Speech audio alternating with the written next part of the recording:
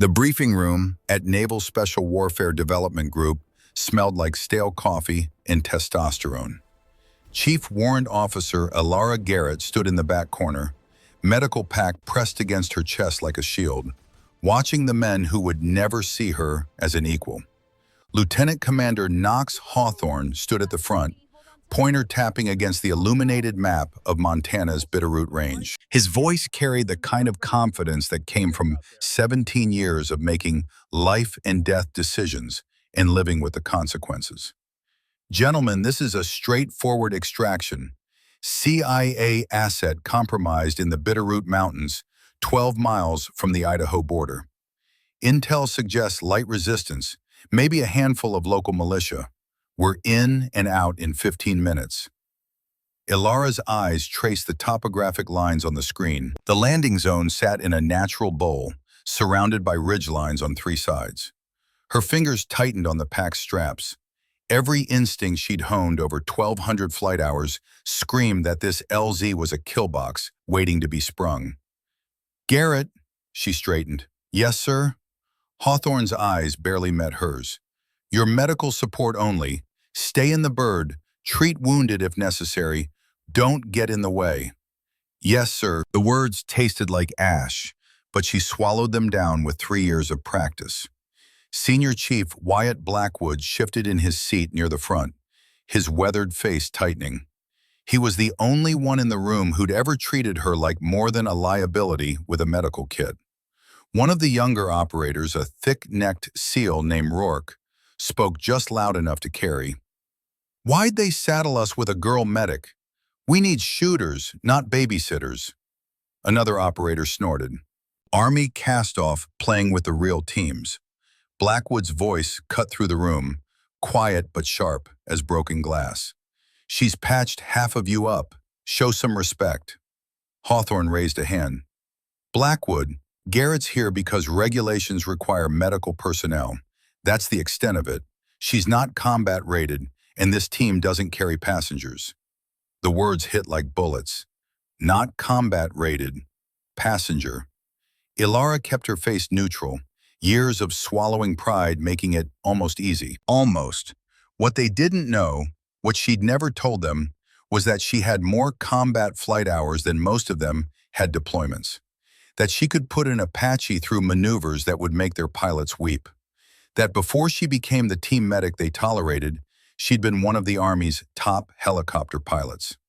But that was before Nevada, before the children, before she'd sworn she'd never fly again. Hawthorne continued briefing, but Ilara's mind had already slipped 3 years into the past, to a desert that still visited her in nightmares.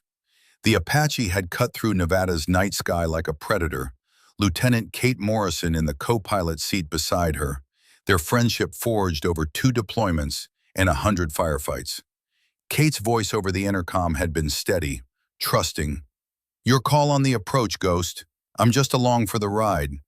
Ghost. That had been Ilara's call sign then. Ghost Rider. For her ability to fly through anything and disappear before the enemy knew she was there.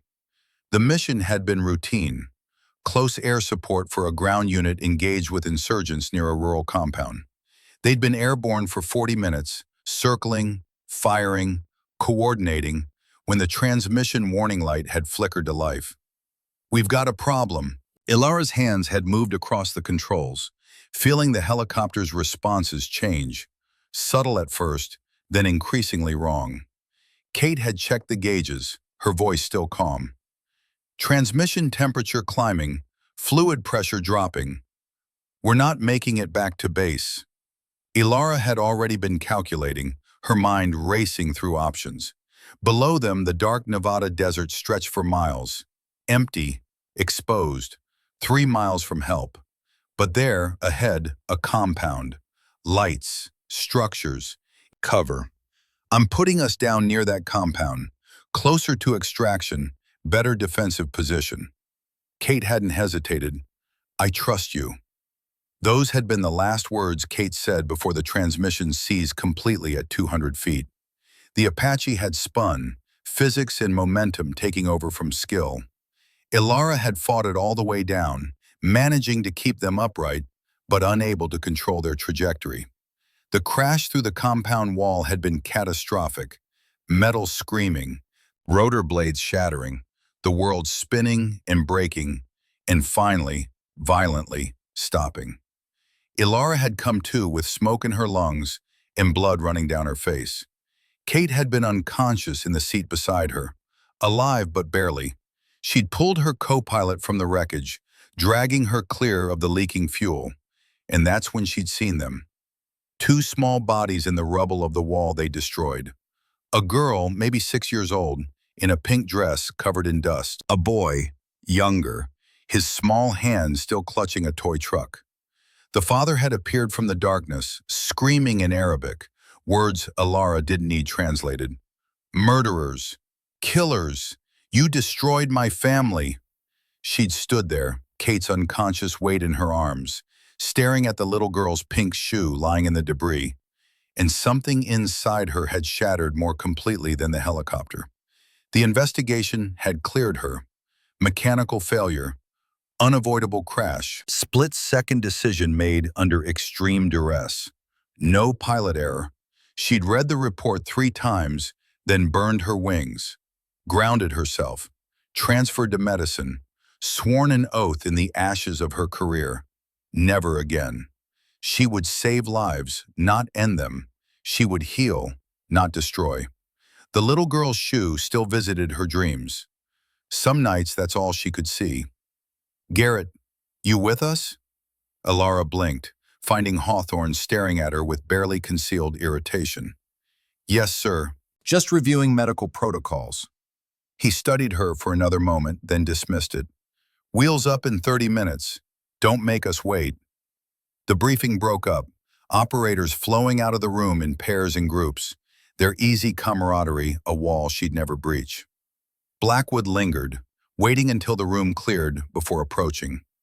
"Don't let them get to you, Garrett." She managed a tired smile. "I'm used to it, Chief." "Doesn't make it right." He checked the hallway, then lowered his voice. "For what it's worth, you're the best medic this team's ever had. Steadiest hands under fire I've ever seen." Medical and combat are different things. Are they? Blackwood's eyes held something she couldn't quite read. "I've watched you work. You don't freeze. You don't hesitate. Whatever's in your past that made you transfer from Army to Navy, from wherever you were to here, doesn't change what I've seen. You're a warrior, Garrett, even if you won't admit it." He left before she could respond, leaving her alone with the map still glowing on the screen. She studied the LZ again, the terrain, the approaches. Every instinct told her this mission was wrong, that intel was never as clean as it looked on paper, that light resistance often meant heavy casualties.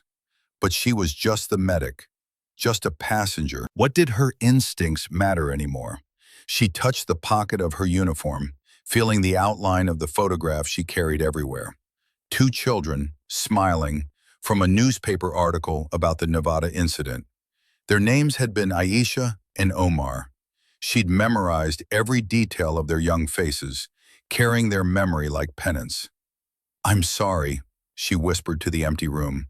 "I'm so sorry." Then she picked up her medical pack and went to prepare for a mission she knew, deep in her bones, was going to go sideways. The Blackhawk's cabin smelled like JP-8 fuel and gun oil, familiar scents that brought memories Ilara had tried to bury. She wedged herself between 2 operators in the cramped space, making herself as small as possible, trying not to exist too loudly. Chief Warrant Officer Daniel Maddox sat in the pilot's seat, running through his pre-flight with practiced ease. CW2 Marcus Webb, his co-pilot, matched him move for move, their coordination the product of hundreds of hours flying together. Ilara watched their hands on the controls from her position in the cabin, muscle memory stirring despite her best efforts to suppress it.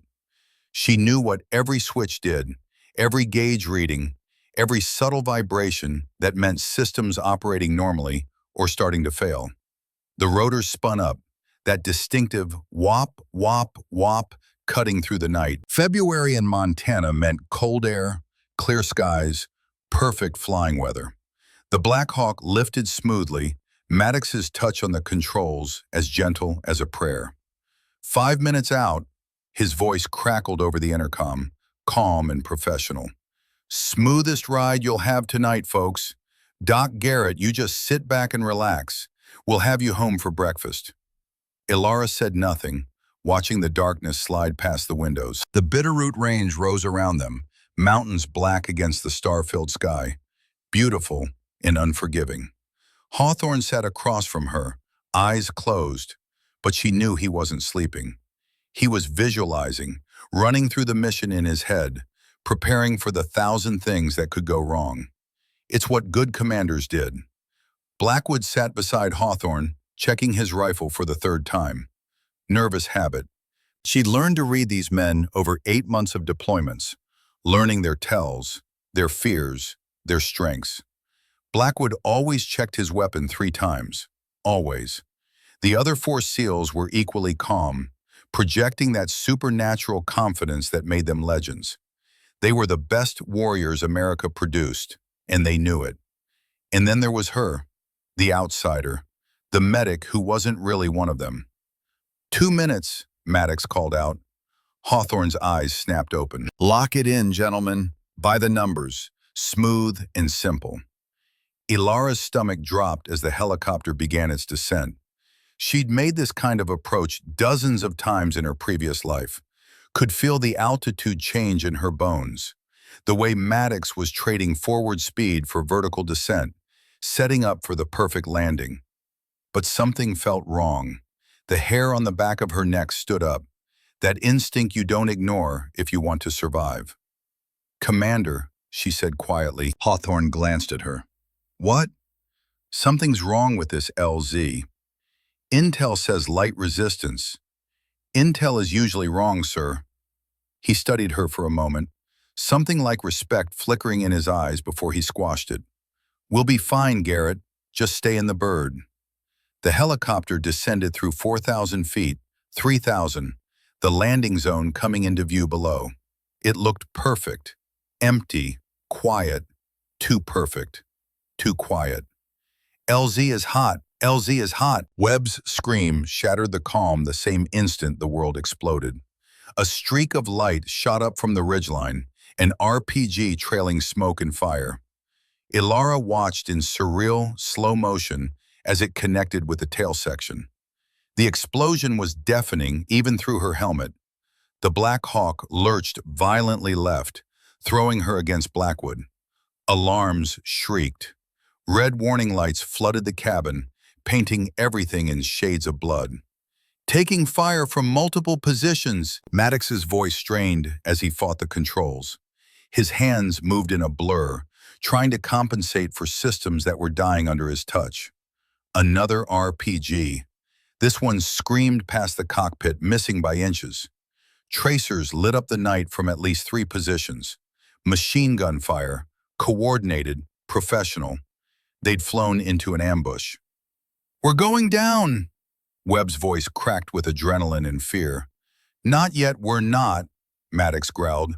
30 seconds. I can give you 30. Ilara's training kicked in despite the chaos.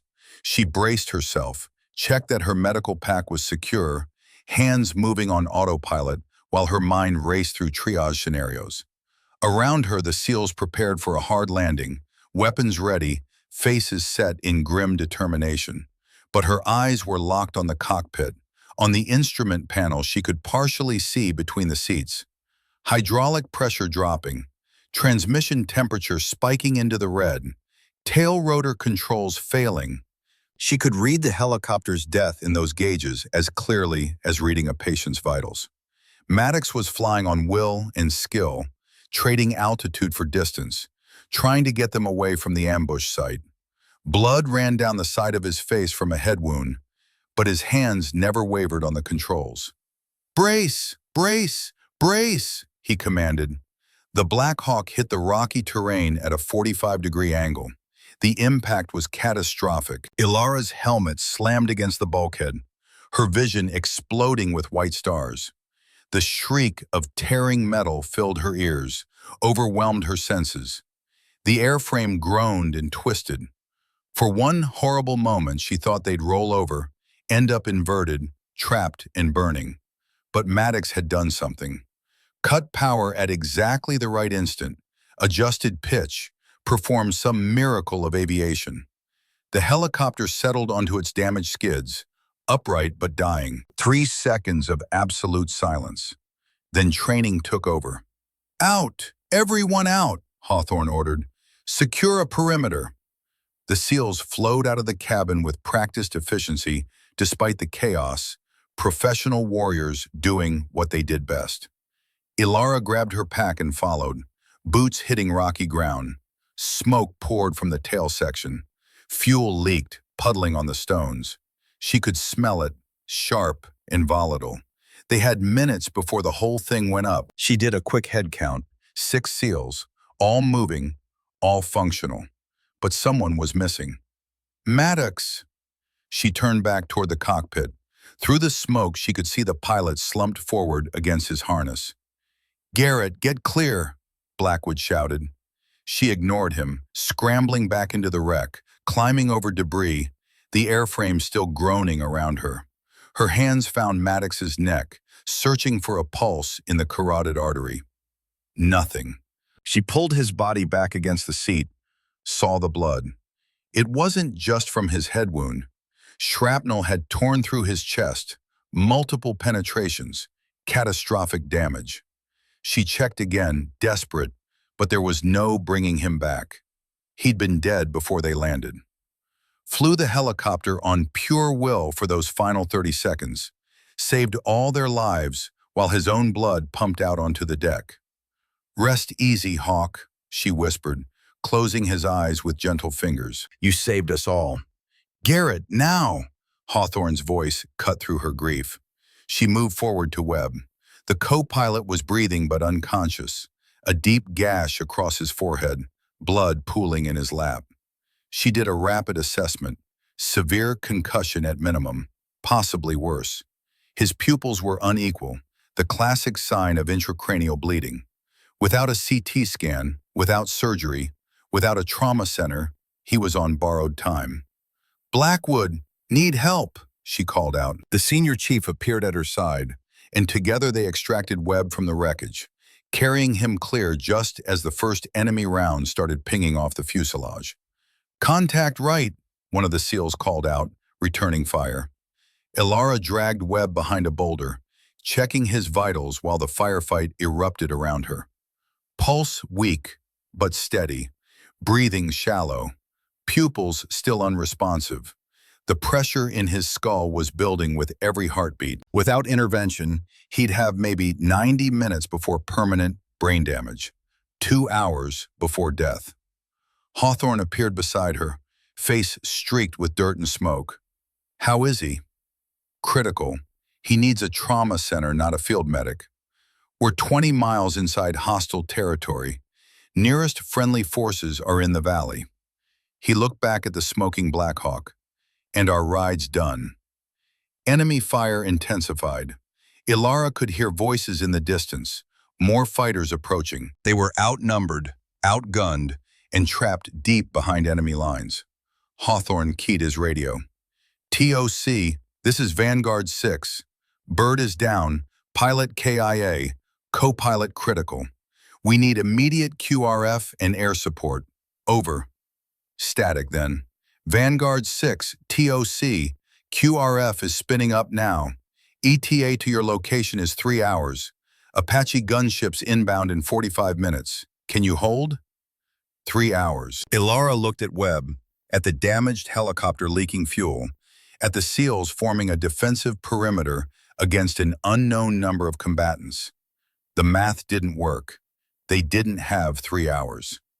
Hawthorne's jaw clenched. He walked to the helicopter, peering into the cockpit at Maddox's body, paying silent respects to a fellow warrior. Then he turned back to his team, his voice carrying over the sporadic gunfire. Does anyone here know how to fly this thing? Silence. The SEALs exchanged glances. These were men who could do anything. Fight, swim, shoot, navigate, survive in any environment. But flying a helicopter required hundreds of hours of training, certifications, a completely different skill set. Co-pilot's out, Rourke said, and even if he wasn't, that bird's held together with prayers. The tail rotors shredded. Ilara stared at the Black Hawk. Warning lights still flashed in the cockpit, a Christmas tree of system failures. The engines were damaged, but possibly functional. The airframe was bent, but not broken. The tail rotor was damaged, not destroyed. It might fly. Might. Her hands trembled. She hadn't touched helicopter controls in 3 years. 3 years of running from the memory, from the guilt, from the screaming in her nightmares. She'd sworn she'd never fly again. Made that promise to herself, to the memory of 2 children whose names she carried like scars. But looking at Webb, whose brain was slowly dying inside his skull, looking at the SEALs, who'd never accepted her, but who'd become her brothers anyway, whether they realized it or not, looking at the enemy forces closing in through the darkness, at the impossible math of holding out for 3 hours against unknown numbers. There was no choice. There never really was. Ilara stood up slowly. Every eye turned to her. She met Hawthorne's gaze, her voice steady despite the storm raging inside her chest. "I can fly it." The words hung in the air like a grenade with the pin pulled. Blackwood's mouth fell open.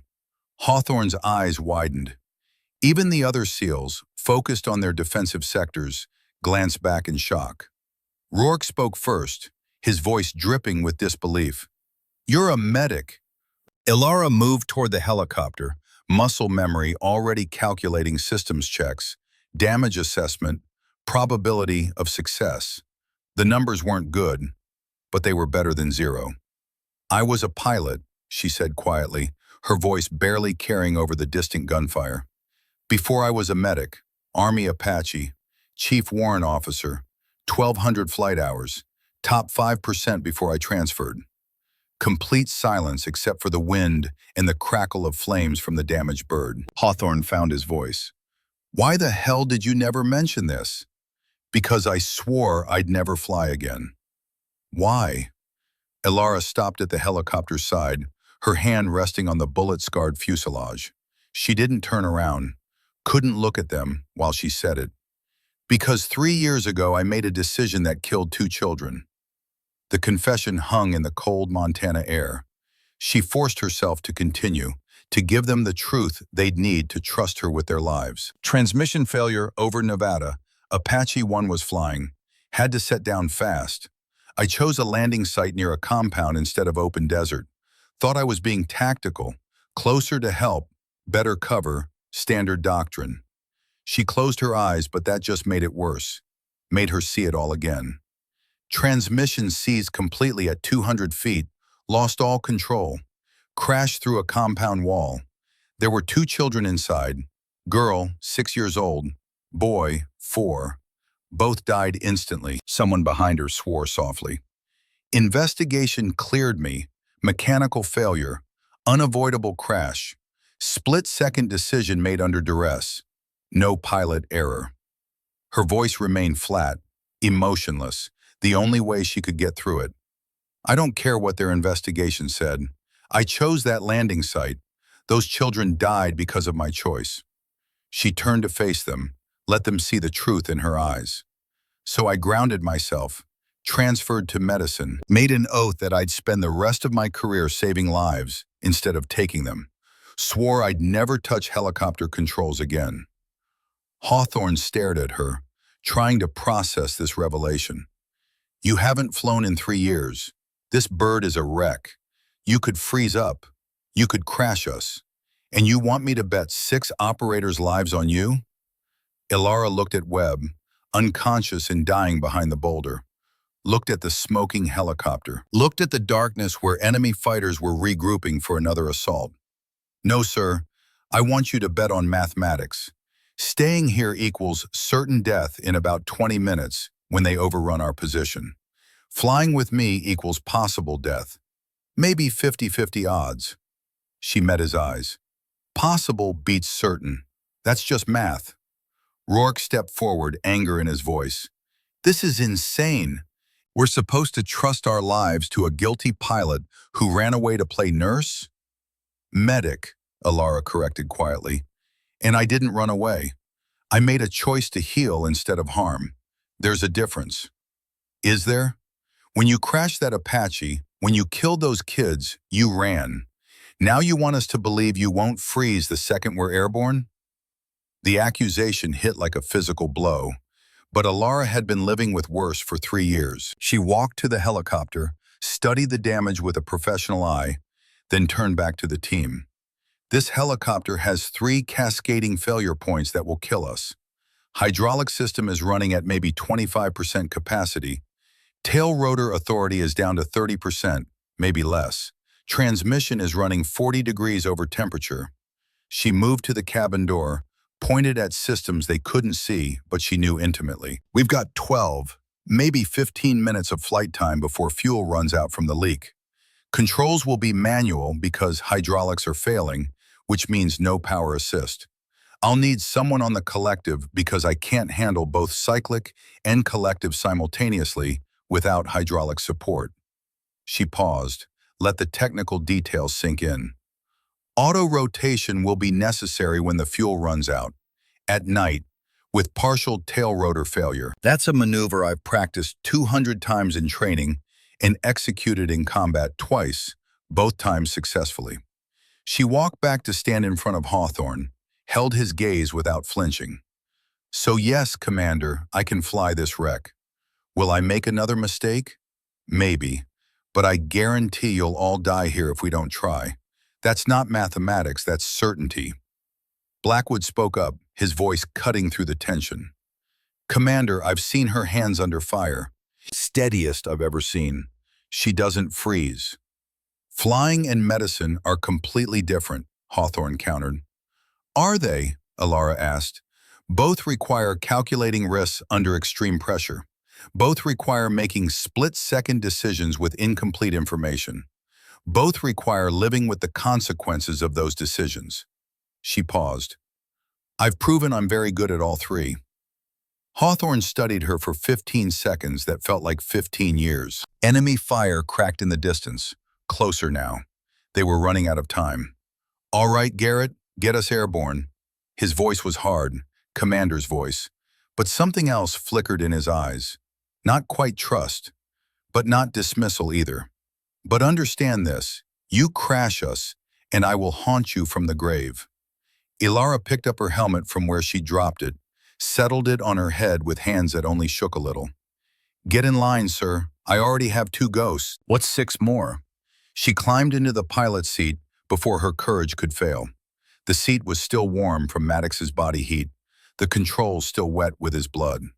She forced the thought down, forced everything down except the training that had been drilled into her over hundreds of hours. Her hands found the cyclic, and it was like greeting an old friend who'd betrayed you. Foreign and familiar, all at once. Her left hand settled on the collective. Muscle memory whispering instructions her conscious mind had tried to forget. Her feet found the pedals, feeling the resistance, the play in the damaged tail rotor controls. Talk to me, Garrett. Hawthorne slid into the co-pilot seat, not hesitating despite the blood still wet on the instrument panel. What are we looking at? She forced herself to focus, running her eyes across the instruments with professional precision. Hydraulic system compromised. Fluid pressure is at 23% and dropping slow. We've got maybe 30% tail rotor authority, which means limited yaw control. The main rotor is intact, but the transmission is running critical temperature. Fuel lines are leaking, which means we're burning through reserves faster than normal. She traced her finger across the gauges. The movement's automatic despite 3 years away. Fuel leak rate suggests 14 minutes maximum flight time. Tail rotor bearing temperature is critical. It'll seize within 10 minutes, maybe less. When it does, we'll start spinning. At that point, we've got 1 shot at auto rotation. Hawthorne watched her hands move over the controls with something like awe. You really do know what you're doing. I told you, sir. I don't lie about my competence, only my demons. She raised her voice, calling back to the cabin. Everyone strap in tight. This won't be smooth. This won't be pretty, but it'll be flight. Commander Hawthorne, you're my co-pilot now. Put your right hand on this lever. This is the collective. It controls our altitude. When I say up, you pull it up. When I say down, you push it down. Nothing else. Can you do that? Yes. Chief Blackwood, I need you to redistribute weight in the cabin. Move the medical supplies to the left side. We're flying right heavy, and it's killing my control authority. Everyone else, secure anything loose. When this tail rotor fails, and it will fail, we're going to spin. I need nothing sliding around. Understood? Roger that. Blackwood moved immediately, directing the other SEALs. Something had shifted in his voice. Respect. Maybe even the beginnings of trust. Rourke's voice carried from the cabin. She's giving orders now? Elara turned in her seat, met his eyes through the opening. I'm pilot in command. That means I'm God until we land. You have a problem with that, take it up with the commander. But do it after we're airborne, because I don't have time for your ego. Hawthorne's lips twitched, almost a smile. You heard her. Secure for takeoff. Elara turned back to the controls, ran through the startup sequence from memory. Her hands moved across switches and levers, muscle memory taking over from conscious thought.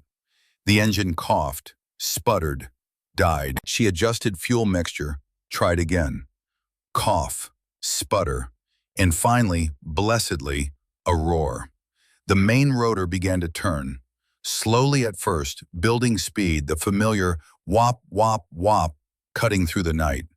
Every warning light on the panel blazed red, but underneath all the damage she could feel it.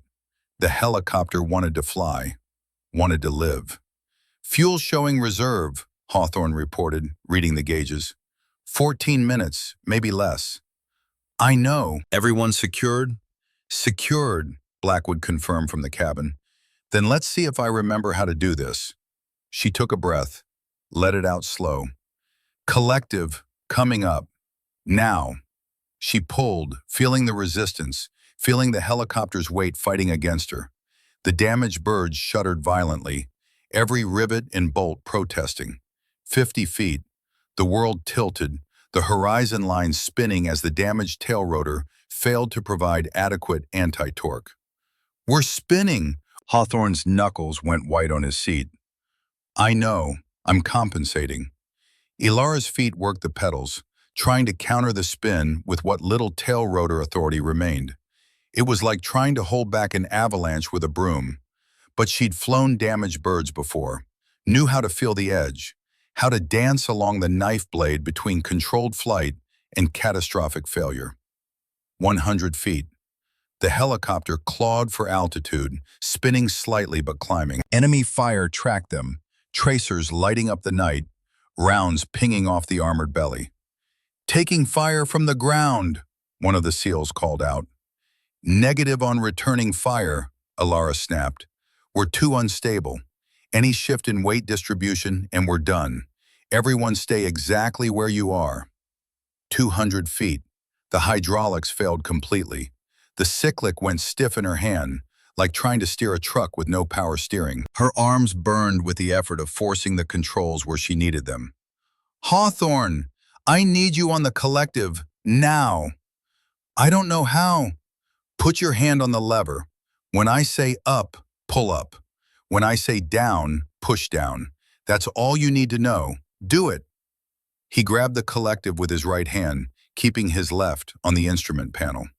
They were a two-person pilot now, Elara providing the skill, Hawthorne providing the extra strength her burning arms needed.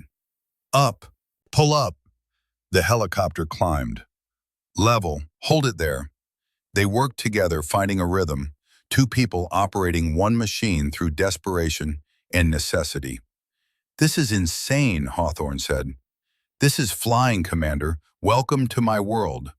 Elara pushed the cyclic forward, dropping the nose, trading altitude for airspeed. The helicopter responded like a drunk elephant, sluggish and unpredictable, but it responded. Every control input had to be exaggerated, compensating for systems that were barely functioning, but 3 years away hadn't erased 1,200 hours of muscle memory. Altitude 200 feet, Hawthorne called out, finding his role as systems monitor. Airspeed 40 knots. Too slow, but if I push her harder, the transmission will seize. A warning buzzer screeched. Ilara's eyes shot to the transmission temperature gauge. Critical. Beyond critical. The grinding noise from the tail rotor grew louder. Metal on metal, bearing disintegrating in real time. "Talk to me about the hydraulics," Hawthorne said, his voice remarkably calm for a man sitting in a flying coffin. "Hydraulics assist with flight control," Ilara explained, her hands making constant micro-adjustments to keep them stable. "Without them, the controls become extremely heavy. I can still fly, but it takes more strength, more effort." She didn't finish the sentence. Didn't need to. They both knew what happened when hydraulics failed completely in a damaged helicopter. From the cabin, Blackwood's voice carried forward. "Garrett, you're doing incredible. Save the compliments for when we're on the ground, Chief." Hawthorne turned to look at her. Really look at her, seeing her clearly for the first time. "You weren't kidding. You're actually good at this." "I was the best, sir." Her voice carried no arrogance, just statement of fact. "Before I let fear turn me into something less." The fuel gauge dropped another notch. 8 minutes left. The tail rotor grinding grew louder, maybe 6 minutes before it ceased completely. They flew into the darkness, trailing smoke and prayers, a broken helicopter held together by will and skill and the desperate need to survive. Ilara's arms screamed with fatigue, her hands aching from gripping the controls. But underneath the pain, underneath the fear, underneath 3 years of guilt and shame, something else stirred. This feeling, this terrible, wonderful, impossible feeling of flight, of defying gravity and death, and all the voices that said it couldn't be done. She'd forgotten how much she missed it, how much she needed it. Even if it killed her, she'd forgotten how alive flying made her feel. The night swallowed them whole, and they flew into it together. 6 warriors who doubted her, and 1 pilot determined to prove them wrong. Even if it was the last thing she ever did.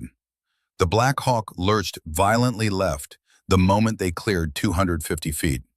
Ilara's arms burned as she fought the cyclic, compensating for the damaged tail rotor's tendency to spin them into a death spiral. Sweat poured down her face despite the cold night air rushing through the bullet holes in the fuselage. "Altitude 300 feet, Hawthorne called out, his voice steady despite the helicopter's shuddering. "Airspeed 60 knots. Still too slow." Ilara's teeth were clenched so hard her jaw ached. "But the transmission temperature is climbing. If I push harder, we seize up and drop like a stone." A tracer round streaked past the cockpit, close enough that she could feel the heat through the cracked windscreen. The enemy hadn't given up just because they were airborne. They were tracking the helicopter, firing everything they had at the slow-moving target. "Taking fire from the ground," one of the SEALs shouted from the cabin. "Permission to return fire." "Negative," Ilara snapped, her focus never leaving the controls. "We're too unstable. Any shift in weight distribution and we're done. Everyone stay exactly where you are." She pushed the cyclic forward carefully, dropping the nose to gain airspeed. The helicopter responded like it was moving through molasses. Every input delayed, exaggerated. The hydraulic pressure gauge dropped another 10%. "Talk to me about fuel," Ilara said. Hawthorne checked the gauge. 7 minutes, maybe 8 if we're lucky. "We're not lucky. Check the fuel consumption rate against our distance to anything resembling civilization." He did the math silently, and she watched his face tighten. "We won't make it to the valley, not even close." "I know." Ilara scanned the darkness ahead, looking for lights, for anything. "We need an alternate LZ, somewhere defensible, somewhere with people who might help instead of shoot. In the middle of Montana wilderness? In February?" A warning buzzer screeched. The transmission temperature had climbed into the red zone, past red, into territory where the gauge couldn't even measure how close they were to catastrophic failure. The grinding noise from the tail rotor grew louder, a sound like death clearing its throat. "What was that?" Blackwood demanded from the cabin. "Transmission is overheating. Tail rotor bearing is disintegrating." Alara's voice remained steady, but inside she was calculating frantically, running through scenarios, looking for the one path that led to survival instead of death. "We need to reduce power, but if we reduce power, we lose altitude and airspeed. Classic catch-22. "Welcome to aviation," Hawthorne muttered. She leveled off at 200 feet, following the terrain contours. They were flying over a rocky valley now, jagged peaks rising on either side like the walls of a tomb. The helicopter's shadow raced across the snow-covered ground, illuminated by the three-quarter moon. Beautiful country to die in. "How long on that tail rotor?" Blackwood asked. Ilara listened to the grinding, felt the vibration through the controls, through her hands, through her bones. 1,200 hours of flight time had taught her to hear what machines were saying when they died. 6 minutes, maybe less. "When it goes, we'll start spinning. At this altitude, I'll have about 5 seconds to auto-rotate before we hit the ground." "Auto-rotate means controlled crash, right?" Rourke's voice carried an edge of panic he was trying to hide. "It means maybe controlled crash, and that's if I do it perfectly." The cabin fell silent except for the screaming of damaged machinery. Ilara could feel the weight of 7 lives pressing down on her shoulders like physical mass. 7 men who trusted her when she said she could fly. 7 men who might die because she'd been arrogant enough to think she could outrun her past. The memory hit her without warning. Nevada 3 years ago. The Apache spinning out of control. Kate Morrison's voice over the intercom, steady even as they fell. "We're going in. We're going in." The sickening crunch of impact. The smell of aviation fuel and blood and smoke. The little girl's pink shoe in the rubble. So small, impossibly small. "Garrett!" Alara blinked hard. The helicopter had drifted right, toward the cliff face looming in the darkness. She corrected sharply, too sharply, and they yawed left. Webb groaned in the back as the motion jostled him. "Sorry," she managed, fighting to bring them back to stable flight. Hawthorne turned to look at her, really look at her. "You good?" "I'm fine." "You don't look fine. You look like you're somewhere else." "I said I'm fine." The snap in her voice surprised even her. Blackwood unbuckled and moved forward, crouching between the seats despite Alara's earlier order to stay put.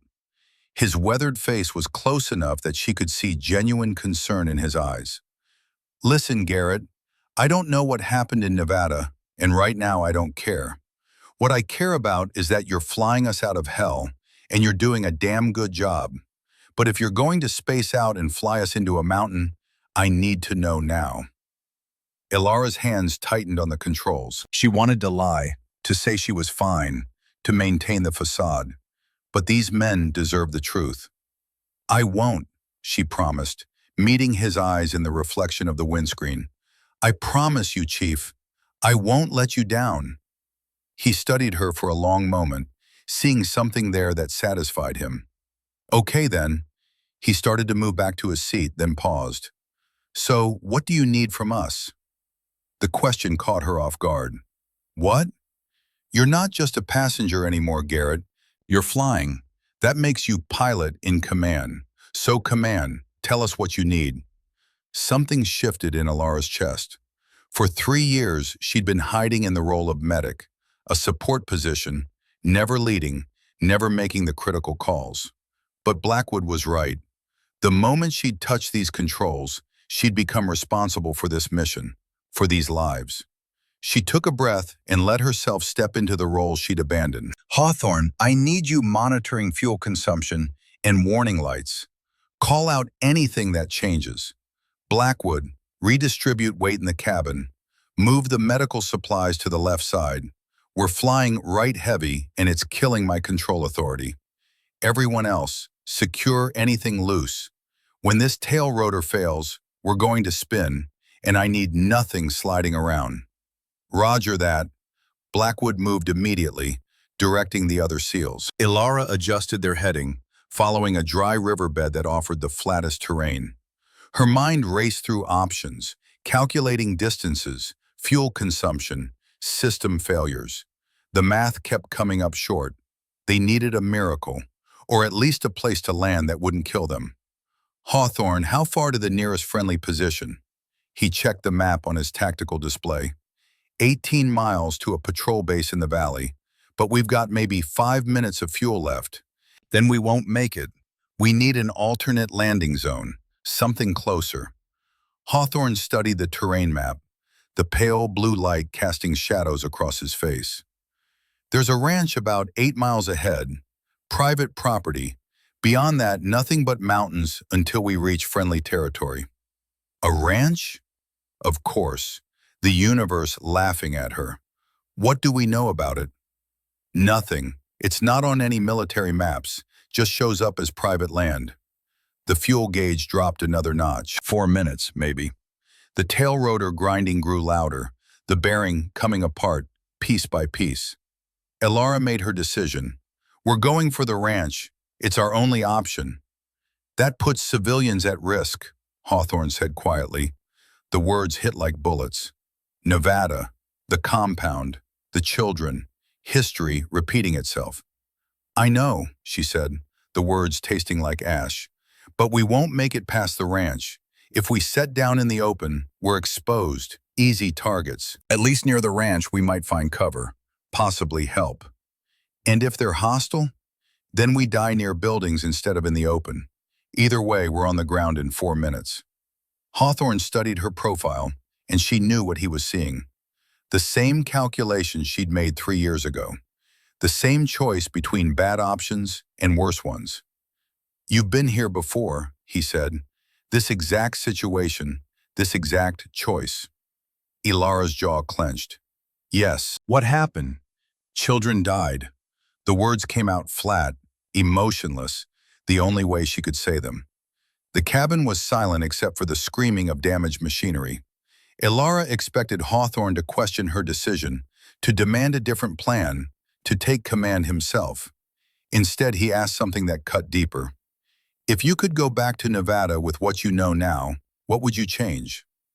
The question surprised her. She'd asked herself that same question 10,000 times in 3 years, lying awake at night, the little girl's shoe haunting her dreams.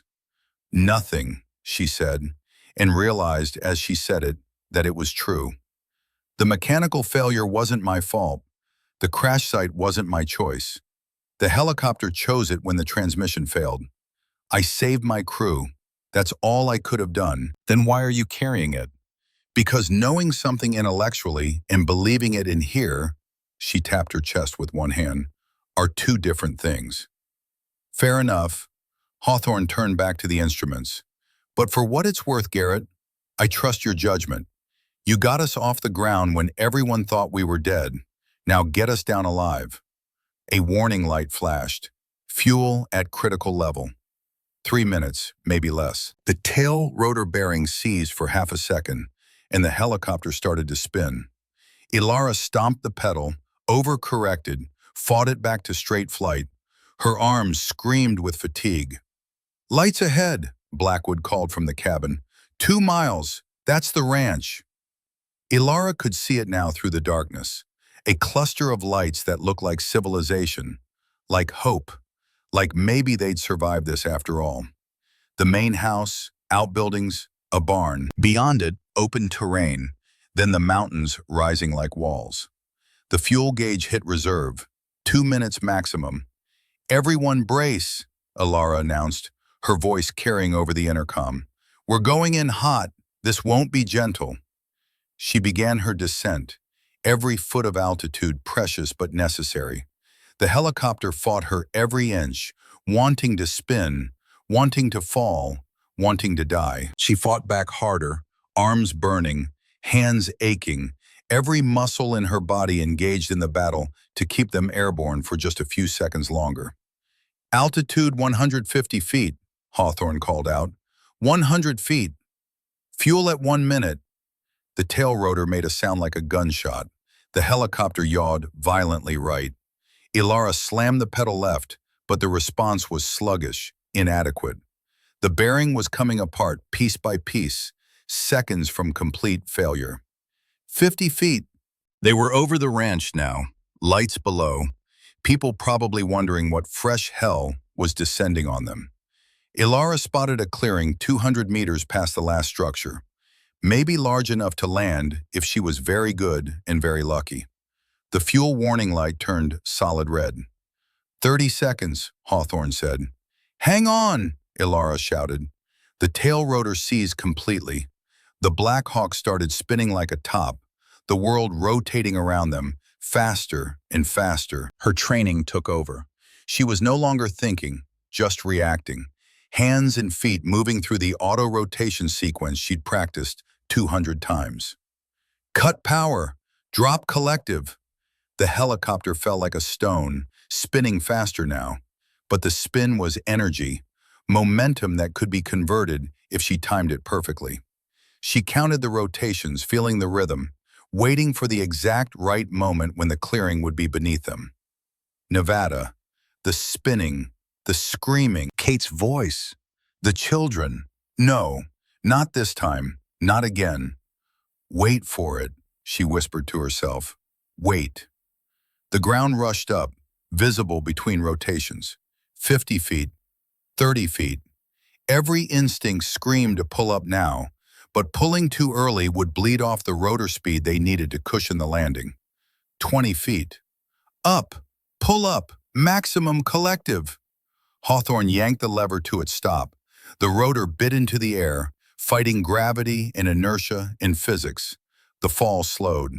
The spin continued, but slower now.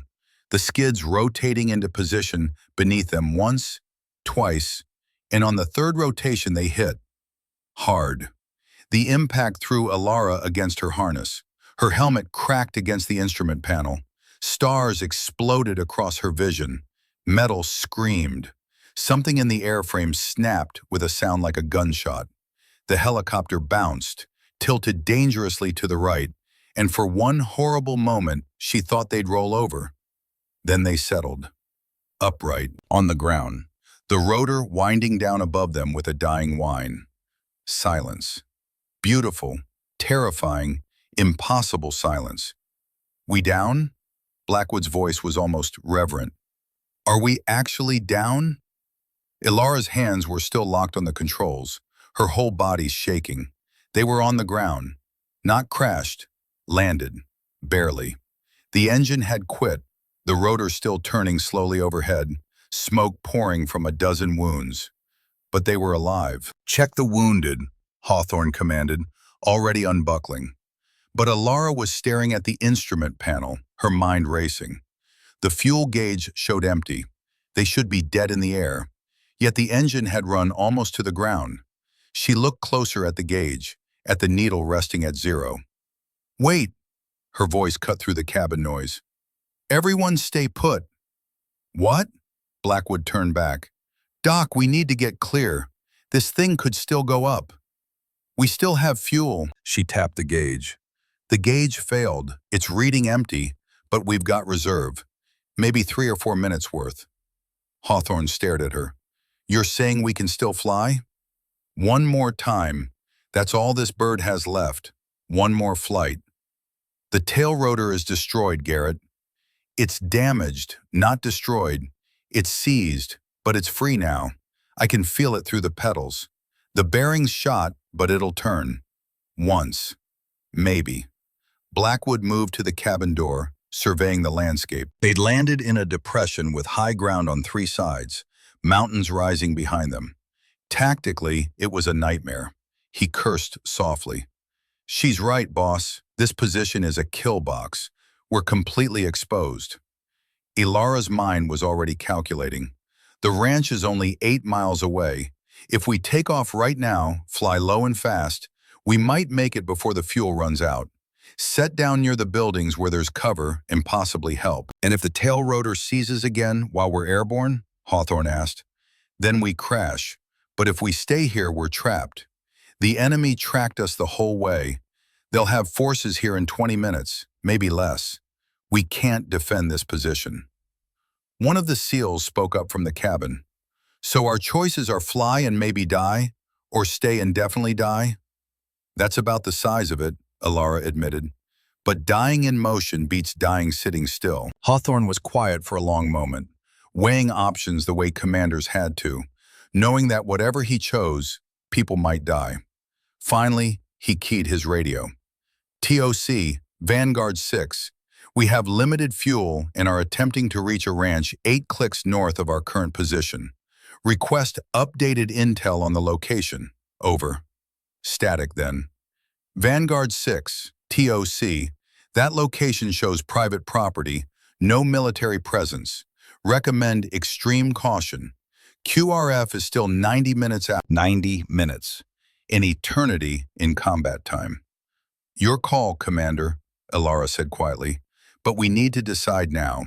Every minute we sit here is a minute the enemy gets closer. Hawthorne looked back at Webb, still unconscious, at the team who'd followed him into hell. At Alara, this army medic who'd turned out to be something far more than anyone expected. How confident are you? He asked. Honestly, 50-50, but those are better odds than staying here. He laughed, short and sharp. You know what? I've trusted worse odds on worse intel. He raised his voice. Everyone's secure. We're flying again. Are you kidding me? Rourke groaned from the cabin. You volunteered for this life, Blackwood shot back. Secure that gear. Alara's hands found the controls again, muscle memory overriding her screaming muscles. Every fiber of her being wanted to collapse, to rest, to never move again. But 7 men were counting on her. Hawthorne, I need you monitoring that tail rotor. There's a torque gauge right there, she pointed. If it spikes into the red, that means it's about to seize. Give me a 5-second warning if you can. Roger that. She began the restart sequence, coaxing the abused helicopter back to life one more time. The engine coughed like a dying man, sputtered, and she thought it was over. Then it caught, roaring to life with a sound that was half defiance and half death rattle. The rotor began to turn. Every warning light on the panel blazed red, a Christmas tree of impending doom. But underneath the damage, underneath the failures, the bird still wanted to fly. Fuel showing reserve, Hawthorne reported. 3 minutes, maybe 4. 3 minutes to cover 8 miles. Alara did the math in her head. We need to fly at 160 knots. What's our max safe speed in this condition? About 80 knots. Blackwood leaned forward from the cabin. So you're telling me we need to fly twice as fast as safe? Yes, and if the helicopter comes apart, we'll crash spectacularly instead of slowly. Despite everything, Alara felt something like a smile tugging at her lips. But spectacular beats slow. Blackwood grinned back. Doc, I'm starting to like how you think. Alara pulled the collective. The Black Hawk shuddered, groaned, protested with every rivet and bolt, but lifted. She pushed the cyclic forward aggressively, building airspeed fast, too fast, but they had no choice. The helicopter screamed in protest, every component crying out against forces they weren't designed to handle. Airspeed 60, 80, 100 knots, Hawthorne called out, his voice tight. The vibration was intense, worse than before. Alara's vision blurred. The instruments became hard to read. She was flying on instinct now, feeling the helicopter through her hands and feet, listening to the engine's pitch, sensing every shudder and shake. 120, 140, torque gauge is climbing. I see it. Alara's hands moved constantly, micro adjustments, trying to find that impossible sweet spot where they could maintain speed without tearing themselves apart. They shot over the rocky terrain at 150 feet, the world a blur beneath them. This wasn't flying. This was barely controlled chaos, violence in the air, a machine held together by nothing but will and prayer. Every second the helicopter stayed together was a miracle. Torque in the yellow, Hawthorne warned.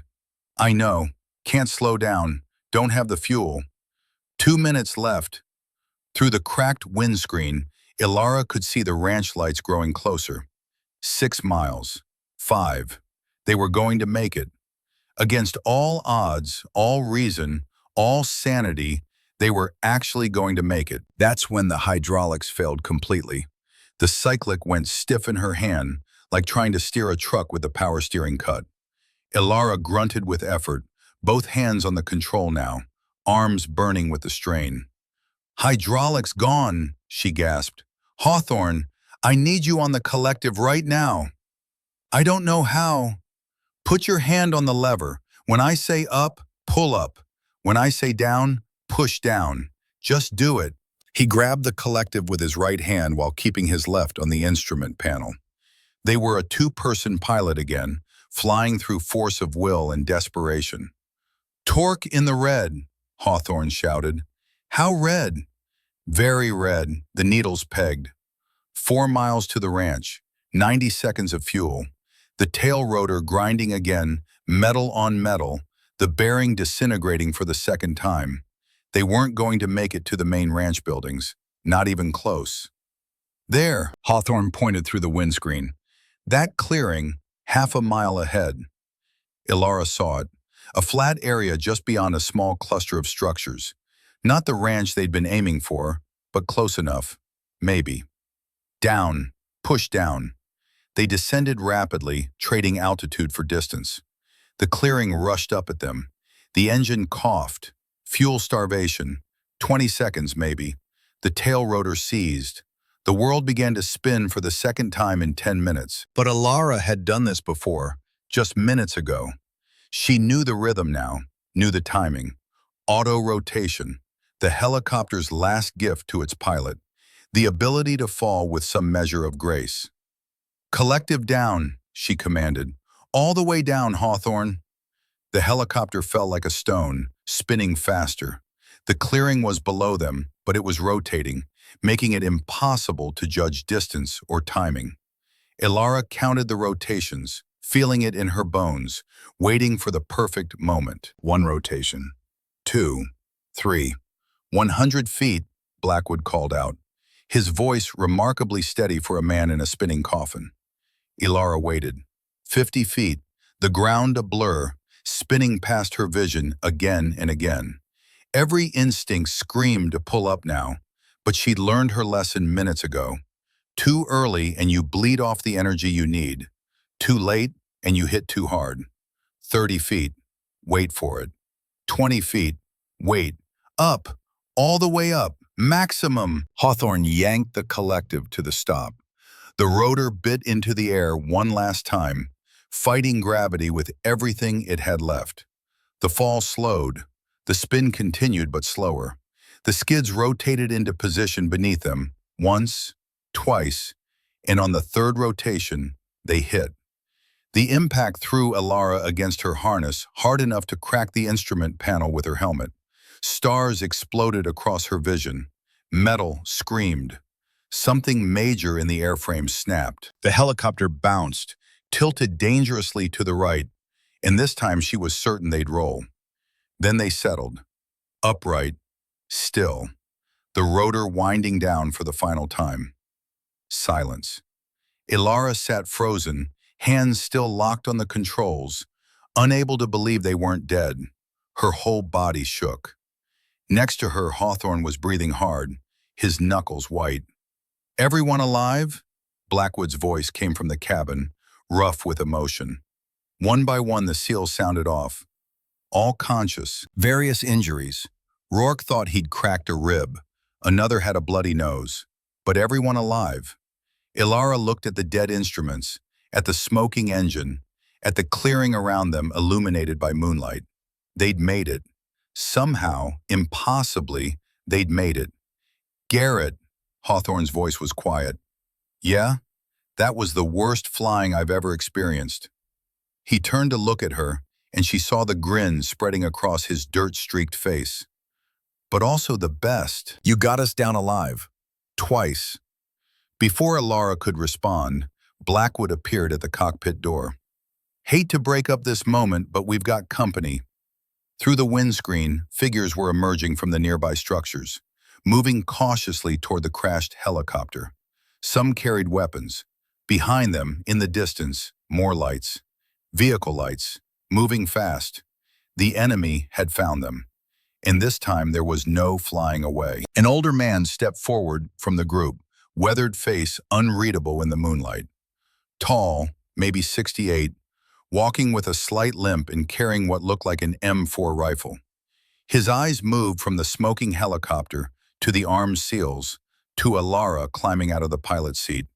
He studied her for a long moment, taking in her flight suit, her medical pack, the blood on her face from where her helmet had cracked against the panel. "Ilara Garrett," he said, and his voice carried the kind of authority that came from decades of command. "3 years late, but you finally showed up."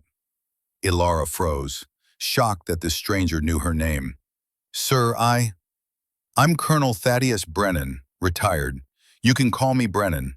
He gestured toward the smoking wreck. "Good flying getting that bird here. Real good. Nevada wasn't your fault, by the way. Time you learned that." "How do you?" "Because I wrote you a letter 3 years ago, after the incident. Told you if you ever needed to fly again, come find me." He pointed at the approaching vehicle lights, maybe 4 minutes away now. "Right now, though, you've got bigger problems. That's Randall Cole's militia. Domestic extremists. 40 men, heavily armed. They've been terrorizing this region for months, and they've been tracking you since you took off." Hawthorne stepped forward, command presence reasserting itself. "We're U.S. Navy, sir. SEAL Team 6. We need immediate assistance." Brennan's eyes took in the tactical gear, the weapons, the wounded Webb being carefully extracted from the cabin. "I know who you are, Commander. I'm the CIA asset you were sent to extract. And those people coming up the road, they want something you're carrying, something worth killing everyone here to get." "How do you know what we're carrying?" "Because I'm the one who sent it." Brennan turned toward his ranch house, raising his voice. "Maggie, get the medical room ready. Lily, bring ammunition from the barn." He looked back at Hawthorne and Alara. "You brought war to my doorstep. Fine. Then we fight together or die together. Your choice, Commander." The first gunshots cracked in the distance, closer than the vehicle lights. Hawthorne looked at Alara, at the smoking helicopter that would never fly again, at Brennan standing tall despite his age and his limp. "How many people in your ranch?"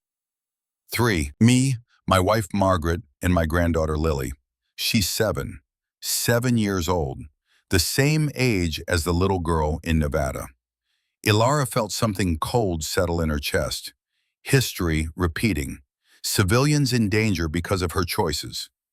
"We should move to that ridgeline," she said, pointing to high ground 400 meters east. "Defensible position. We don't put your family at risk."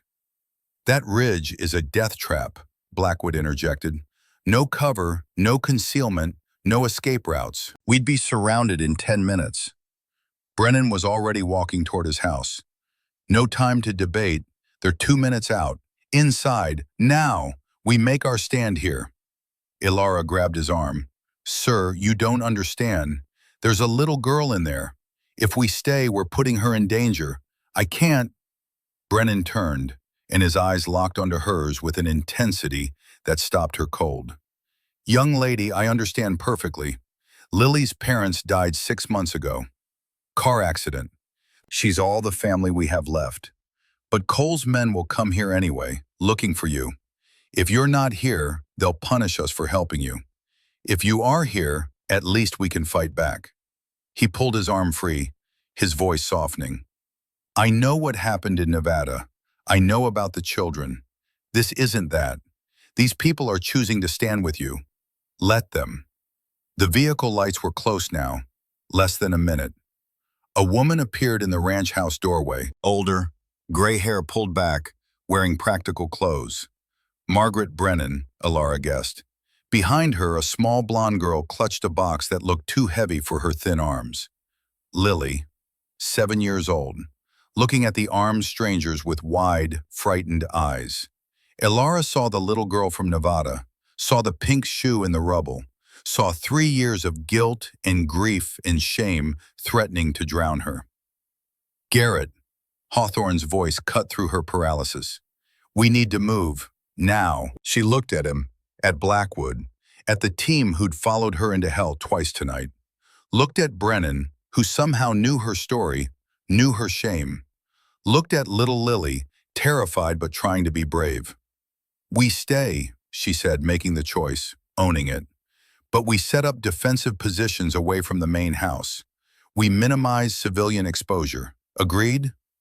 "Agreed," Hawthorne said. They moved fast, SEALs flowing into defensive positions with professional efficiency. Brennan directed them, showing them angles of fire, natural cover, tactical advantages built into his property. The man knew exactly what he was doing. "You were military," Alara said, falling in beside him as they moved. "Army, helicopter pilot, Gulf War." He glanced at her. "Your father and I served together. Captain Thomas Garrett, Marine aviator, died in a helicopter accident during a training mission when you were just 5 years old. He was my wingman, my brother. I promised him I'd watch over you if anything happened." Ilara stopped walking. "You knew my father?" "We flew together in Desert Storm. The day before he died, he made me promise something. If anything happens to me, Thad, watch over my girl. Make sure she flies. I've been keeping that promise for 23 years. Ilara's voice broke. "He wanted me to fly?" "He knew you had the gift, saw it in you even when you were 5 years old, sitting in his lap, hands on the controls." Brennan's eyes held hers. "That's why I wrote after Nevada. Not because I pitied you, because I owed your father, and because I knew you'd need someone who understood." A woman's voice called from the house. "Thaddeus, the wounded boy needs help." "That's my wife, Margaret, former Army nurse. Get your co-pilot inside. She'll do what she can." Brennan checked his rifle. "After that, gear up. You're about to learn how we survived the Gulf War." The vehicles were pulling up now, stopping at the edge of Brennan's property. Doors opening, armed men dismounting, at least 30, maybe more. Ilara grabbed her medical pack and ran for the house, following the path where they'd carried Webb. Inside, an oil lamp revealed a simple room converted to medical space. Margaret Brennan was already working, checking Webb's vitals with practiced efficiency. "You're the pilot," Margaret said without looking up. "I'm also a medic. Then help me save this boy's life." They worked together, two professionals united by purpose. Ilara checked Webb's pupils, his breathing, his pulse. Everything was worse than before. The pressure in his skull was building with every heartbeat. "He needs surgery," Margaret said quietly. "Emergency cranial decompression. Here, now, or he dies." Ilara felt her heart sink. "That's drilling into his skull with field equipment.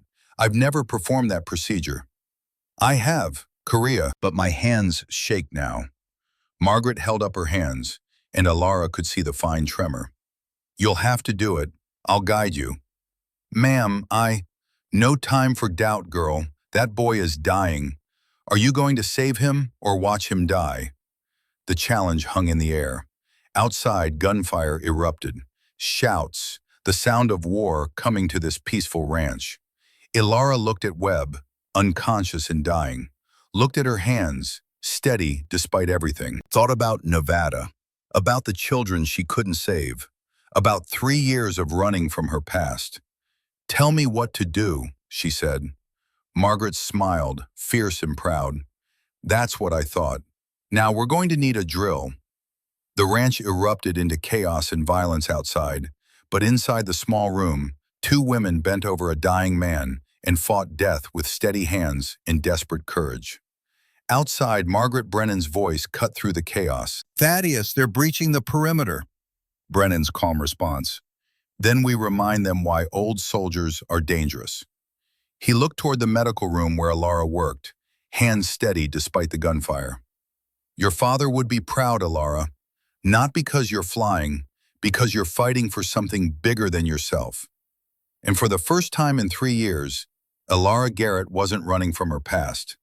She was flying through it. The drill bit pressed against Webb's skull with a pressure that made Ilara's hands sweat, despite the cold. Margaret Brennan stood beside her, voice steady as a metronome, guiding her through the most terrifying medical procedure she'd ever attempted. Slow and steady, feel for the resistance change. The bone will give, and then you'll feel softness. That's when you stop. Outside, the gunfire intensified. A window shattered somewhere in the house. Lily Brennan stood in the corner holding a flashlight, her small hands trembling, but the beam never wavering from where Alara worked. "You're very brave," Alara said to the girl, trying to keep her own voice calm. "What's your name?" "Lily." The girl's voice was small but clear. "I'm Alara. We're going to save him together, okay?" The drill broke through. Alara felt the resistance change, exactly as Margaret had described. Blood and cerebrospinal fluid released, the pressure that had been killing Webb slowly draining away. His vital signs stabilized almost immediately. "That's it," Margaret said, satisfaction in her voice. "You did it, girl. He'll live now." An explosion rocked the house. Dust rained from the ceiling. Lily gasped but held the flashlight steady. "Good girl," Alara said, meaning it. She bandaged Webb's head quickly, efficiently, then grabbed her rifle. "Stay with him. Keep him warm. If he wakes up, tell him he's safe." She burst out of the medical room into chaos. The ranch house had transformed into a fortress. Seals at every window, returning fire with disciplined precision. Brennan moved between positions, calling out targets, coordinating fields of fire like he'd been doing this his whole life. Which, Alara realized, he probably had. "Garrett," Hawthorne called from the west window. "You good to shoot? Where do you need me?" "East side. They're trying to flank us." Alara took position at a window, sighting down her borrowed M4. The enemy moved like professionals, using cover, suppressing fire, coordinated assault tactics. These weren't random militia. They'd been trained. She picked her target, a man advancing across open ground. Exhaled, squeezed the trigger. The rifle kicked against her shoulder. The man went down. She moved to the next target, and the next. Something had shifted inside her during that surgery, during the flight, during the impossible night. She wasn't the guilty medic hiding from her past anymore. She was a warrior doing what warriors do: fight, survive, protect. Beside her, Blackwood fired in controlled bursts. "How's Webb?"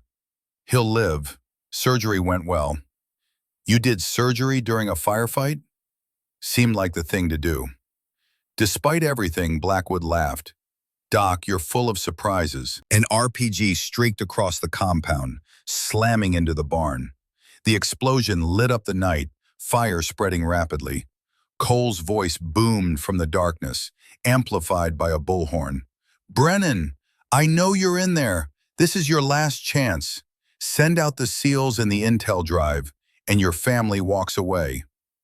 Brennan appeared at Alara's shoulder, face grim.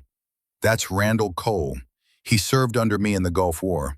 Good soldier back then. Lost his way after." "What does he want?" "That drive your team is carrying contains locations of 40 domestic terror cells across the Mountain West. Cole runs half of them. He wants to warn them before the FBI raids." Alara processed this. "So this isn't just about us. This is about dismantling his entire network. Now you understand why he'll kill everyone here to get it." Cole's voice rang out again. "I'm counting to 60, Brennan. Then I burn that house down with everyone inside." Brennan grabbed the bullhorn from the wall. "Come take it, Randall, if you've got the spine." 60 seconds, old man. 59, 58. Hawthorne moved to the center of the room. "Status report. Ammunition?" 3 magazines, Blackwood said. 2, from Rourke. 1, from another SEAL. Alara checked her own. 1 magazine plus 15 rounds chambered. "We're down to maybe 60 rounds total," Hawthorne said. "Against 40 hostiles with unlimited ammunition. The math doesn't work." Brennan studied the tactical situation, his experienced eyes taking in angles, cover, approaches. "There's a tunnel system under this house. Built it myself back in the 80s. Runs 2 miles through the mountain. Exits near Highway 12. Can we make it with wounded? Alara asked. If we move fast, but we'll have to abandon the house. Cole will burn it to the ground. 30 seconds, Cole's voice counted down. Margaret appeared from the medical room, Lily clutching her hand. Thaddeus, we need to go. Now. Brennan looked at his wife, at his granddaughter who'd already lost so much, at the home they'd built together. Then he made the hard choice commanders have to make. Everyone grab what you can carry. We're moving to the tunnels. Blackwood, you and Rourke carry Webb. Garrett, you're on medical watch. Everyone else, security positions. 20 seconds. They moved fast, professional chaos as the team gathered essential gear.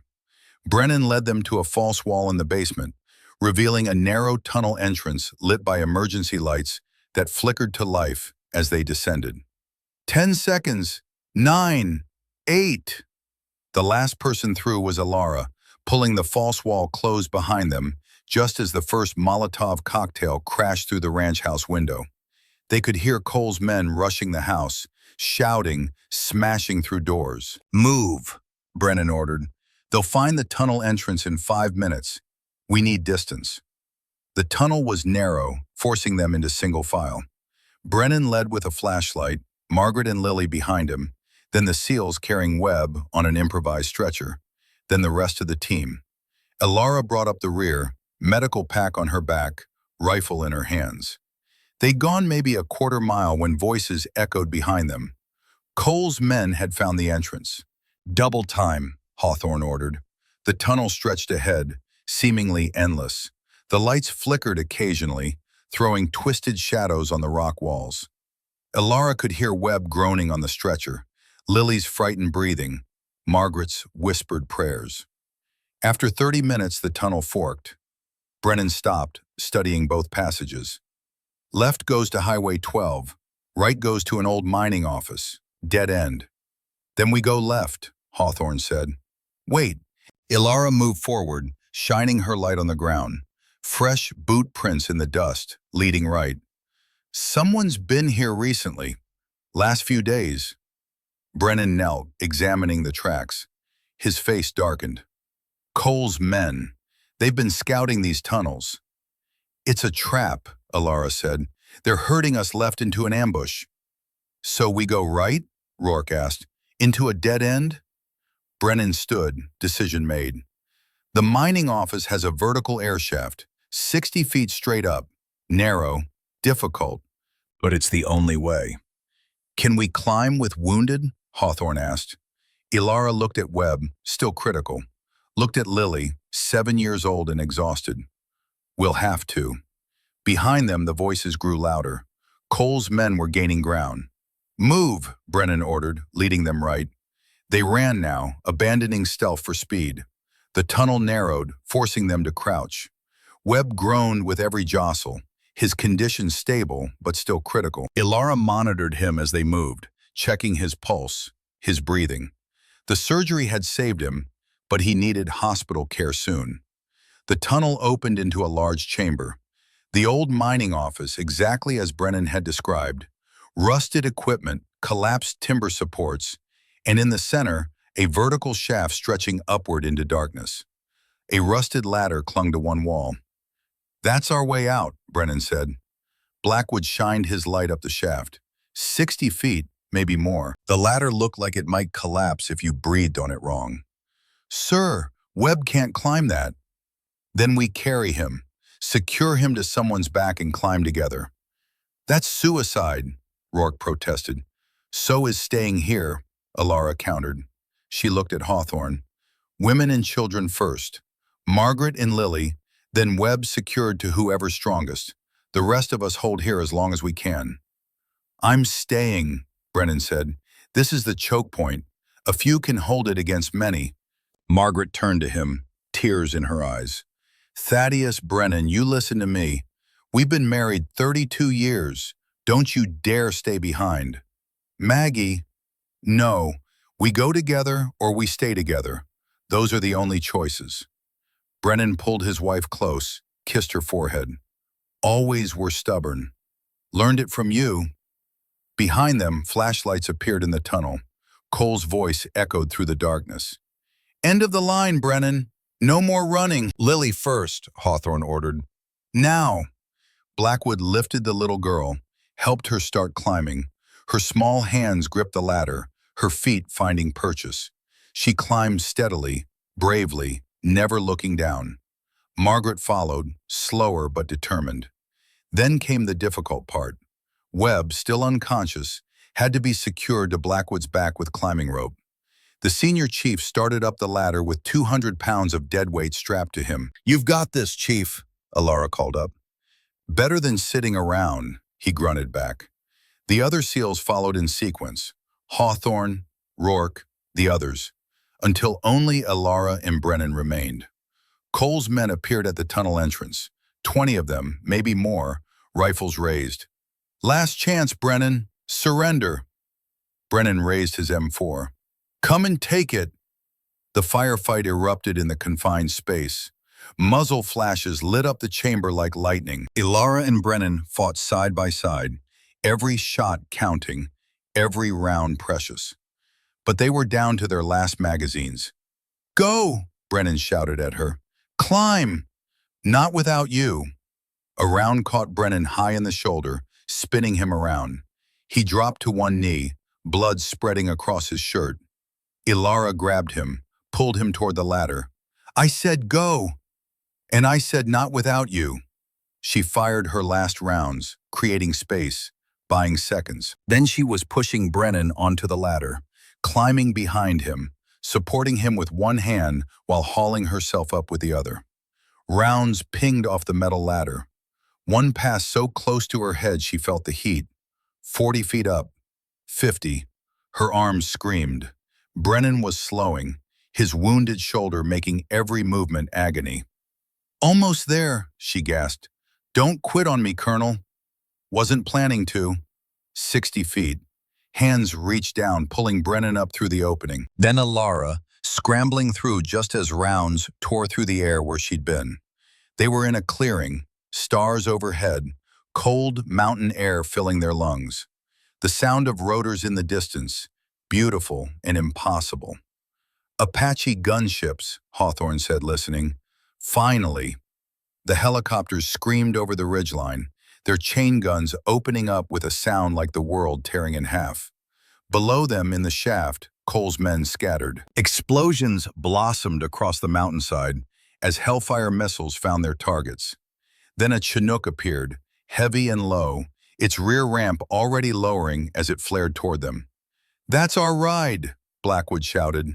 They ran for the helicopter, carrying Webb, supporting Brennan. Lily clutched in Margaret's arms. The door gunners provided covering fire, keeping the remaining hostiles pinned. They were loading when Alara saw him. Cole, emerging from the tree line, rifle aimed directly at her. She was exposed, 20 feet from the Chinook, nothing between her and the bullet that was coming. Brennan tackled him from behind, despite his wounded shoulder. Two old soldiers, two men who'd once served together, now locked in mortal combat. Cole was younger, stronger, but Brennan fought with the desperation of a man protecting his family. Hawthorne's shot ended it. Cole dropped, and Brennan collapsed beside him, bleeding but alive. They dragged him to the Chinook, lifted off with rounds pinging off the armored hull. The Apaches circled overhead like guardian angels, their guns keeping the mountain quiet. Inside the helicopter, medics swarmed Webb and Brennan. Alara slumped against the bulkhead, exhausted beyond words. Lily crawled into her lap, and Alara held her. This little girl who'd been so brave, who'd reminded her that children weren't symbols of guilt, but reasons to fight. You saved us, Lily whispered. We saved each other, Alara replied. Brennan, bandaged and stable, called her over. He pulled an envelope from his jacket, blood-stained but intact. This is for you, from Lieutenant Kate Morrison, your co-pilot in Nevada. She wrote it before that last mission. Asked me to hold it, give it to you when you were ready. Alara's hands shook as she took the envelope. Kate wrote me a letter? She knew you'd blame yourself for anything that went wrong. Read it when you're ready to fly again. The Chinook carried them through the dawn sky, toward safety, toward home. Ilara sat with the letter in her hands, unable to open it yet, but for the first time in 3 years, she could imagine a future where she might. 3 weeks later, Naval Medical Center. Ilara visited Webb, who'd made a full recovery, and Blackwood, whose infected shoulder wound had healed. "Got something to show you," Blackwood said, pulling out his phone. A photo of him with a girl, 12 years old, his daughter Madison. "Called her, said I was sorry. She forgave me. We're trying again."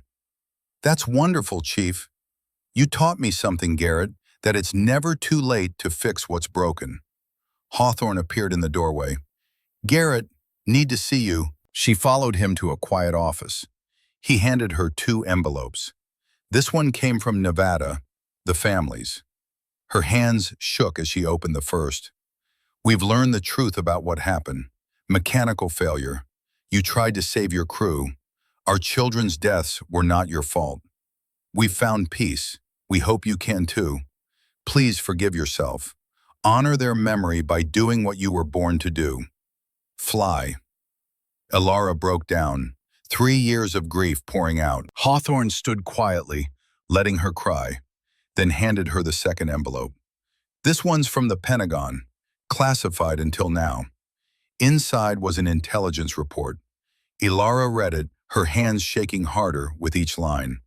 "The compound in Nevada, high-value target, weapons cache. The father who'd screamed at her was a known terrorist leader. He deliberately kept his family in the compound as human shields, using his own children to protect his operations." "You didn't kill innocent children caught in crossfire," Hawthorne said quietly. "You killed a terrorist's children who he kept in a war zone. The guilt you've been carrying, it belongs to him, not you." The words rewrote 3 years in an instant. "Why didn't anyone tell me?" "Classified. The intel source couldn't be compromised. But now it's declassified. Now you can know the truth." He paused. "Kate knew the risks, so did you. You both made the right calls with the information you had. That's all any pilot can do." Ilara looked up at him, tears still streaming. "I've been carrying this for nothing?" "Not for nothing. You became a medic. You saved lives, including all of ours."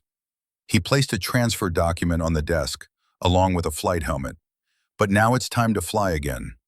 She picked up the helmet, the call sign painted on the side, Ghost Rider. "That was Kate Morrison's call sign," Hawthorne said. "She'd want you to have it. Carry it forward." Ilara traced the letters with her fingers. "I owe you an apology too, Garrett. I doubted you because you were a woman, because you were a medic. I was wrong on every count. You're the best pilot I've ever flown with.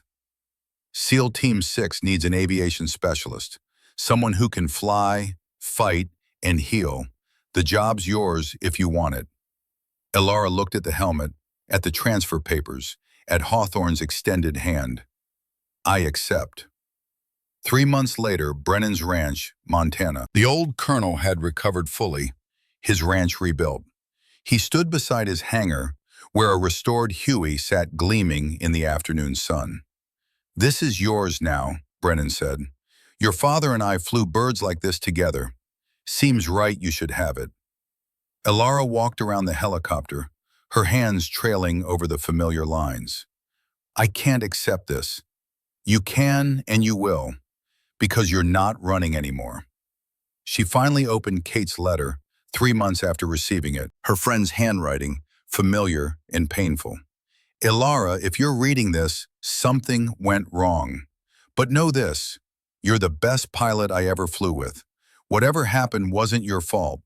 The only real mistake would be letting fear keep you grounded. Get back up there, fly for both of us. Your friend, always Kate." Ilara folded the letter carefully, placed it in her flight suit pocket, not as a burden, but as a reminder. The past shapes us, but it doesn't define us. Hawthorne's voice called from across the field. "We've got a mission, Ghost Rider. You flying?" She did her pre-flight check, hands moving with the confidence of someone who'd found their way home. The engine roared to life. The rotor began to turn, and for the first time in 3 years, it felt right. Not easy, never easy, but right. She pulled the collective, feeling the Huey lift beneath her. The ground fell away. The sky opened up. Montana spread out below her, beautiful and vast and full of possibility. The radio crackled. "Ghost Rider, you're cleared for flight." Ilara smiled, really smiled, for the first time since Nevada. "Copy that. Ghost Rider is airborne." She pushed the cyclic forward, climbing into the morning sun. Behind her, the past with its guilt and its ghosts. Ahead of her, the future with its missions and its purpose. And inside her, finally, the understanding that some ghosts aren't meant to be forgotten. They're meant to be carried forward, transformed from weights that hold you down into winds that lift you up. She'd learned to fly again. More than that, she'd learned to live again. Lily Brennan stood beside her grandfather, watching the helicopter disappear into the sky. "Will we see Miss Ilara again?" Brennan put his hand on his granddaughter's shoulder. "Yes, sweetheart. She'll come back. Pilots always do. They just need to fly first." Margaret joined them, slipping her hand into her husband's. "She saved us all." "No," Brennan said quietly. "We saved each other. That's what warriors do." Above them, the Huey banked east, toward Virginia, toward SEAL Team 6, toward the next mission. Inside, Ilara checked her instruments, feeling the helicopter respond to her touch like it had been waiting for her all along. The radio crackled with Hawthorne's voice. "Ghost Rider, we're cleared for direct flight to Oceana, ETA 2 hours. "Roger that, Vanguard 6. Ghost Rider has the con." She settled into the pilot's seat, feeling the weight and the freedom of it. This was who she was. Pilot, healer, warrior. Not one or the other, but all three, integrated, complete. The sky stretched ahead of her, infinite and inviting. Ilara Garrett pushed the throttle forward and flew into it, leaving the past behind and carrying only what mattered forward. The ability to save lives, the courage to face impossible odds, the wisdom to know that some mistakes aren't failures, just the price of being human, and the knowledge, hard-won and precious, that falling isn't the end of the story, getting back up is, flying again is. She climbed higher, the Huey responding to her touch like a living thing. And as the Bitterroot Mountains fell away behind her, Ilara Garrett finally understood what her father and Kate and Brennan had been trying to tell her all along. She hadn't killed those children with her choices. She'd honored them with her survival. And now, finally, she would honor them with her flight. Ghost Rider was flying again, and the sky was hers.